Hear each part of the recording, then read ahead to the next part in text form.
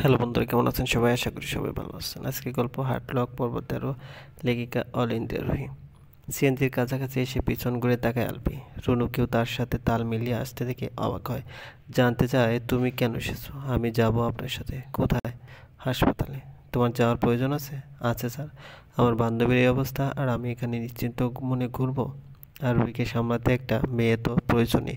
সব কিছু তো আপনি করতে পারবেন না স্যার। রুনুর জোরালো কথার প্রত্যুত্তরে আলবি আর কিছু বলল না।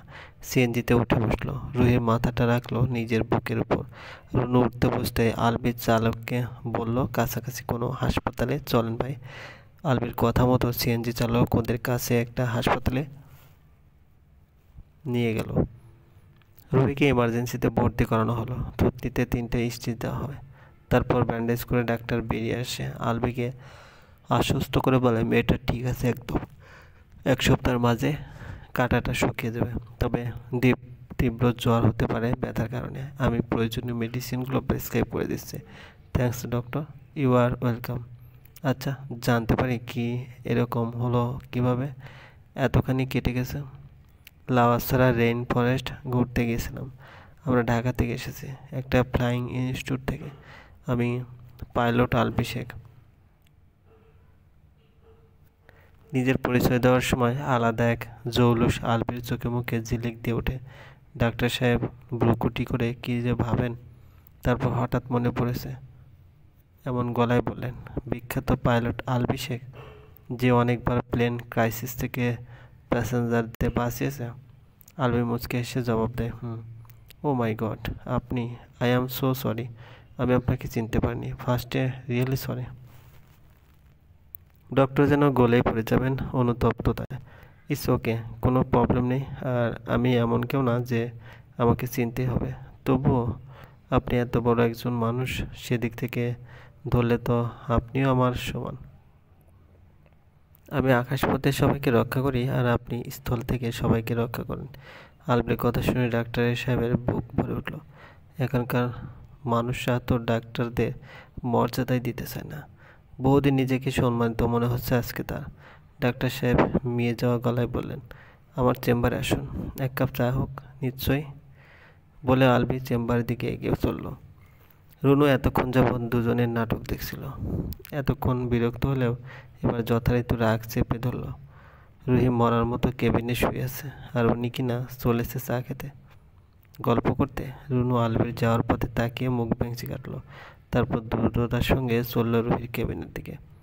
খানিক বাদে জ্ঞান ফিরে আসে রুহির। জ্ঞান ফিরতে অসহনীয় ব্যথায় কুঁকড়ে যায় সে। চোখ মুখ কেমন যেন করলো।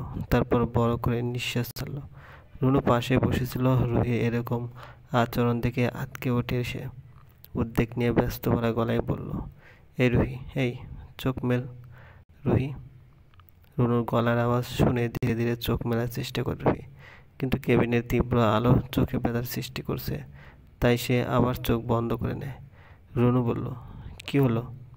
চোখে আলো রাখছে বিবর্ষ গলায় উত্তর দিল রুহি, লাইট নিভিয়ে দেবো সব? না, দরকার নেই।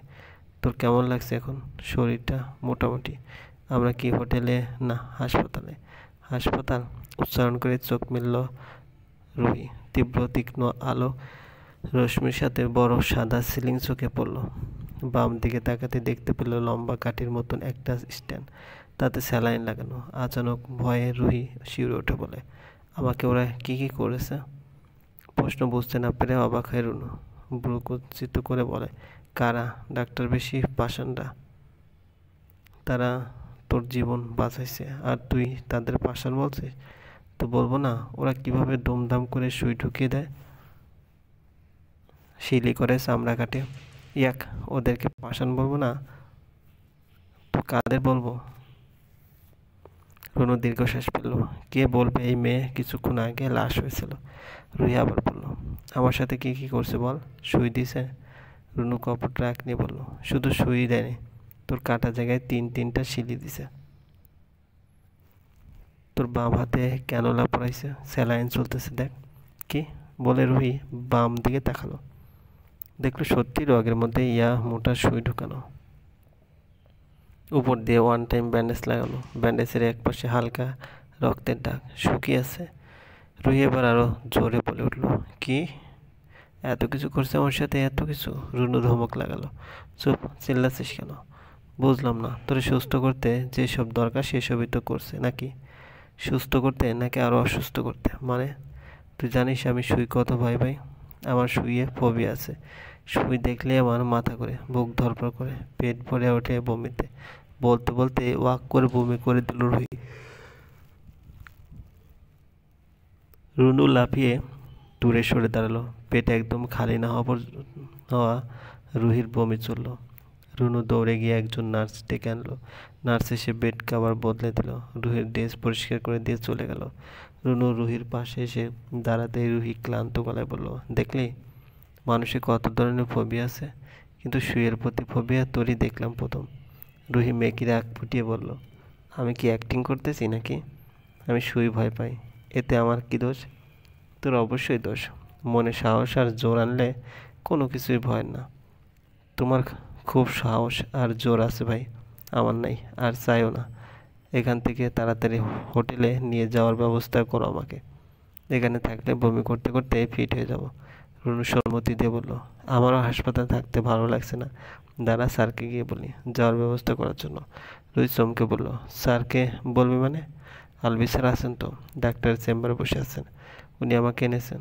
কপাল কুঁচকে রুনু বলল, তো কি আমি একা আনছি তোকে? উনি আর আমি মিলে আনছি, বাকিদের স্যার ডেকে এসেছেন।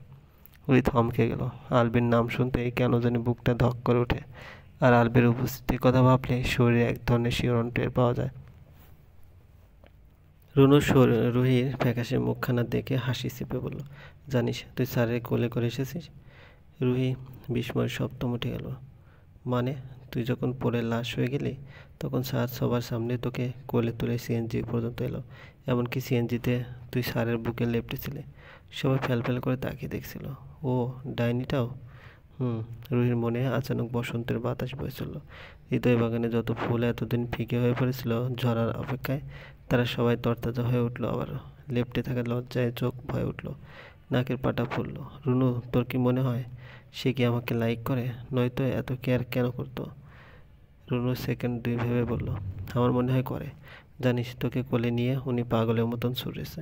সিএনজি তো বারবার তোর মুখের দিকে চেয়েছিল। তোর অবস্থা দেখে যে ওনার খুব কষ্ট হচ্ছিল সেটা স্পষ্ট বুঝতে পেরেছে। বাম হাতে ক্যানুলা লাগানো থাকায় ডান হাতে দুই চোখ চেপে ধরে রুহি বলল, সত্যি সত্যি? রুহি প্রত্যুত্তরে করতে পারল না। বুক ততক্ষণে হাঁপড়ের মতো ওঠানামা করছে। হৃদস্পন্দন হয়েছে দ্বিগুণ। রুনু বলল, স্যারকে গিয়ে বলি যে তোর হুঁশ আছে। আলবি এসে দেখলো অন্যদিকে মুখ ঘুরিয়ে শুয়ে আছে রুহি। রুনু কেবিনে ঢুকতে গিয়েও ঢুকলো না, বাথরুমের ভানা দেখিয়ে বারান্দায় গিয়ে দাঁড়ালো। এই মুহূর্তটা রুহি আর আলবির ঢোক, সে থার্ড পার্সন হতে চায় না। আলবি বেডের কাছাকাছি এগিয়ে এসে প্রশ্ন করলো, কেমন লাগছে এখন? স্বর কেঁপে কেঁপে উঠছিল, তবু কোনো রকমের রুহি জবাব দিল, ভালো। কিভাবে পড়লে? একটু দেখে শুনে চলতে পারো না? ভাগ্যিস থুতনি কাটা পর্যন্ত সমাপ্ত ছিল, যদি আরও কিছু হয়ে যেত তখন। আলবির গলায় তেজ রাগ, অথচ সেই রাগেও রুহির মন ভালো থেকে আরও ভালো হলো। আহ্লাদিক গলায় রুহি বলল, হলে তো হতো, তাতে আপনার কি? আলবি 5 সেকেন্ড চুপ করে রইল। রুহি ভাবলো এই বুঝি উনি বলবেন তোমার কিছু হয়ে গেলে আমার অনেক কিছু। রুহি কিন্তু রুহির মনটা আরও একবার তছনছ করে দিয়ে আলবি উত্তর দিল, আমার কিছুই না রুহি, কিন্তু তোমার বাবা মায়ের অনেক কিছু। এখানে এসেছো আমার দায়িত্বে রুহি। তোমার কিছু হয়ে গেলে তোমার পরিবারকে, অথরিটিকে আমি কি জবাব দিতাম? তোমাদের ছুটি দিতে চাইনি অথরিটি, আমি তোমাদের হয়ে তাদেরকে বলেছি। তোমাদের সবার দায়িত্ব আমি নিয়েছি বলেই তোমরা আসতে পেরেছো। প্লিজ এরপর থেকে সাবধান চলবে, চোখ কান খোলা রেখে হাঁটবে। রুহির মন হঠাৎই যেভাবে ভালো হয়ে গিয়েছিল সেভাবে হঠাৎই কতগুলো কালো তামাটে মেঘ পুরো বুক জুড়ে বিচরণ করতে শুরু করলো। অসহায় ব্যর্থ ক্লান্ত চোখে তাকিয়ে রুহি বলল, আমি আপনার দায়িত্বে এসেছি বলেই আপনার এত চিন্তা ছিল, এছাড়া আর কিছু না।